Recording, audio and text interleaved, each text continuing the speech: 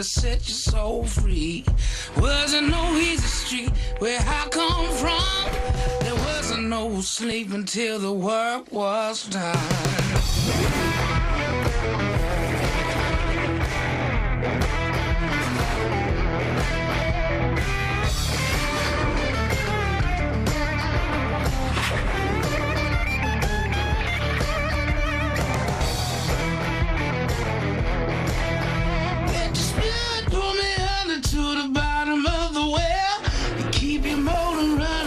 That victory bell, one for the money, to another show.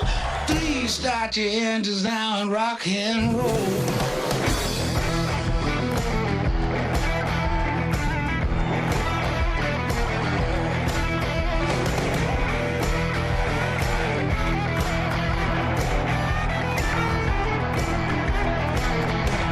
The 2022 NASCAR Cup Series season was defined by one word: parity.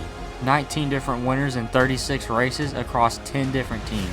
Chastain versus the Garage, the debut of the Next Gen car, the clash at the Coliseum, Kevin Harvick snapping his winless streak, 5 first-time winners, the inaugural race at Gateway, Larson v. Elliott, the debut of the Atlanta Superspeedway, the wild finish at Bristol Dirt, the Hail Melon, Wallace v. Larson, Kurt Busch's retirement, Kyle Busch's contract negotiations, the next-gen safety issues, and much more.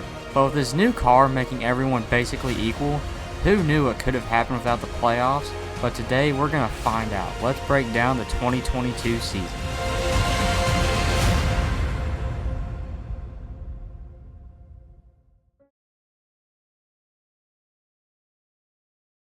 In the first 6 races, we would see 6 different winners. Rookie Austin Cindric would win the Daytona 500, with defending champion Kyle Larson winning the return to Auto Club, and Alex Bowman would win race 3 at Las Vegas. Chase Briscoe would win the race at Phoenix to claim career win number 1, William Byron would win the first race at the Atlanta Superspeedway, and Ross Chastain would round off the first 6 races with his win at COTA. So after the first 6 races, we already had 3 first-time winners, and the points leader would be Chase Elliott. Elliott in this time would have finishes of 10th, 26th, 9th, 11th, 6th, and 4th to take the points lead over Ross Chastain and Eric Almirola, and 19 drivers would be within striking distance of each other. Chase Elliott would have a mediocre day at Richmond, but so did his competitors, and Elliott would retain his lead. At Martinsville, Elliott would dominate the first portion of the race before a bad pit stop and would be relegated to a 10th place finish. At Bristol Dirt, Elliott would have another solid week finishing in 8th, and at Talladega, Elliott would have another solid finish at 7th. But at Dover, Elliott would cement himself as a championship threat and won the race, and would cap off the first 12 races with a 5th place at Darlington. So after the 12 races, Elliott would start to separate himself from the rest, and had a 37-point lead over teammate Alex Bowman and the 2018 and 19 champion, Kyle Busch. At Kansas, Chase Elliott would spin out late in the race and go 3 laps down in the process, relegating him to a 29th place finish. Alex Bowman and Kyle Busch would both have solid days, finishing inside the top 10, and Busch was now 11 points behind, and Alex Bowman was now in 3rd, 18 points back. But at Charlotte, disaster would strike for Chase Elliott. Chase Elliott brings out the caution, and in pretty dramatic fashion. Looked like he had a tire going down, and then when it completely was flat. No. Watch this. Around. Huge run on Suarez on the inside, goes into the guards, tries to slide up in front of him. Car gets loose. Woo-hoo, into the wall it goes. And then it may be a tire flat or toe link bent. I don't know what it was. Come around and spun off the 4. But man, that car shot up the racetrack. We couldn't tell if it got into the wall, but obviously did. Damage to the right rear. Whether it cut the tire down or not, he come around and spun off the 4. Now watch his hands here. Yeah, he's sawing on it pretty hard. So NASCAR has a damaged vehicle policy for repairs, and a clock on which the 24 and the 9 have already expired and will head for the garage. Larry, tell us a little more about that policy and how it works for cars involved in the crash. Yeah, if you're involved in a crash, as long as you don't go to the garage area, you have 6 minutes total, and that includes your trips down pit road to meet minimum speed. And once you exceed 6 minutes, that's pretty much it. You're done for the day. Now, He would crash out and finish 33rd, while Busch would finish second and take the lead over Elliott, who is now in third by 20 points. Alex Bowman finished 10th and was now in second, 16 points back. At Gateway, Busch would finish second while Bowman finished 13th, extending the gap to 29 points. Elliott would finish 21st and was now 4th, 41 points behind Kyle Busch. And in this time, Ross Chastain would bring himself into the picture and was now 3rd, 38 points back. But at Sonoma, Kyle Busch would have a horrible day and finish 30th, while Bowman finished 16th and was now 15 points back in 3rd. Chastain would finish 7th and was now 15 points back in 2nd. Elliott would finish 8th and was now 18 points back in 4th. At Nashville, Kyle Busch and Alex Bowman's championship runs would take a major hit. So he's still in the playoffs, and a big crash in 1 and 2, the 48 of Alex Bowman. Alex Bowman had just been on pit road. Right dead center.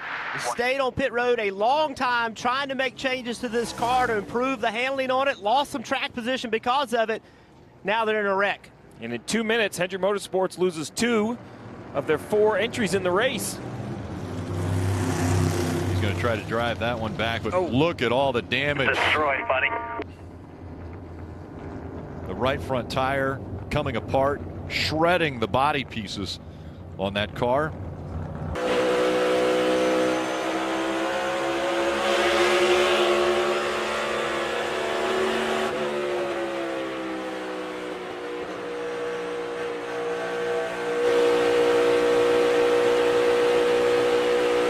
With Elliott winning the race, he would take the point lead back, and there would be a 3-way tie for second between Ross Chastain, Kyle Busch, and Ryan Blaney, who were all 5 points back, while Alex Bowman would be in 5th, 36 points behind. At Road America, Elliott would dominate the race, but would end up finishing 2nd, while Kyle Busch would struggle and finish 29th, while Chastain would finish 4th, and Ryan Blaney would finish 11th, and Alex Bowman would fall out of contention with a mediocre 12th place finish.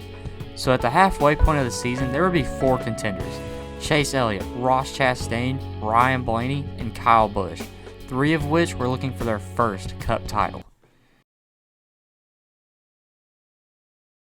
Over the next 6 races, Elliott would separate himself from the rest with a win at his home track at Atlanta, a second at Loudon, and another one at Pocono. With Chastain getting wrecked at Pocono, getting a course-cutting penalty at the Indianapolis road course, and then getting wrecked again at Michigan, he would fall to 5th and was now 90 points off of Elliott. Kyle Busch would get disqualified at Pocono, and then he would get wrecked at Michigan and have 5 straight finishes outside the top 10, and would end up 9th, 130 points behind Elliott. Blaney simply wouldn't be able to keep up, and would actually end up 2nd, 82 points behind Elliott. So with 12 races to go, it was clear who the championship favorite would be, but the question was, could anyone catch him? At Watkins Glen, Elliott would dominate but would end up finishing 4th due to teammate Kyle Larson making an aggressive move and shoving him off course. Blaney would finish 24th and was now 4th, 104 points back, and 4-time champion Kevin Harvick would take over 2nd place and was 98 points behind. At Daytona, Elliott would get caught up in a wreck and would finish 29th, while Harvick would finish 20th and was now 91 points back in 3rd. Martin Truex Jr. would move himself up to 2nd with an 8th place finish and was now 88 points behind. At Darlington, disaster would strike for Chase Elliott. And the caution's going to come out. Chase Elliott! Chase Elliott involved, as well as the 14 of Briscoe. Got super free, hit the wall. And a lot of damage. The right rear pointed the wrong direction on Chase Elliott's car. Yeah, that's the toe link broken. Have to come to pit road and try to get that repaired. There you see the damage to the front of the 14 of Chase Briscoe. He would get caught up in a wreck and finish 36th and was now only 65 points ahead of new 2nd place Joey Logano. At Kansas, Elliott would finish a mediocre 11th and would actually grow his advantage by 1 point to 66 points over another new 2nd place driver, Ryan Blaney. At Bristol, Elliott would finish 2nd and would extend his point lead to 82 points over another new 2nd place, Christopher Bell. At Texas, disaster would once again strike Chase Elliott. Ross might have actually won the All-Star race had he not crashed out early. Oh, and into the wall, the 9 of Chase Elliott. Out of turn 4, Chase Elliott into the wall. You see the fire coming out the right side.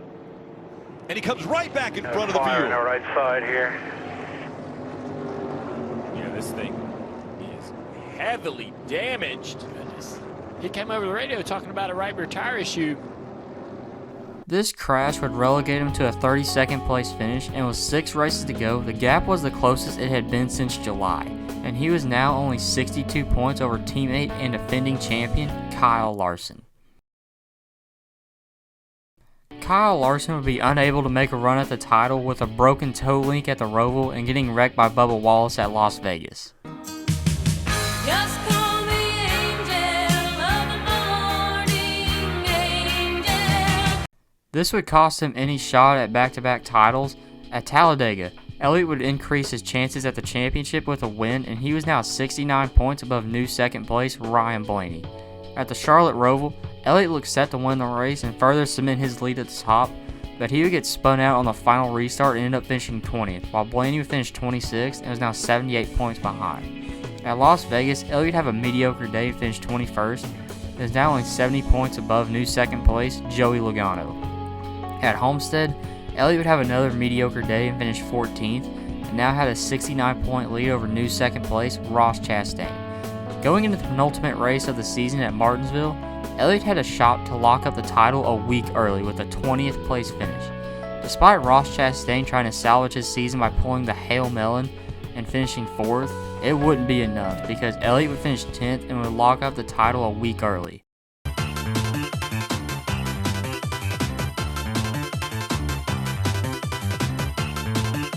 The last race at Phoenix would go on and Chastain would accidentally spin Elliott on a restart.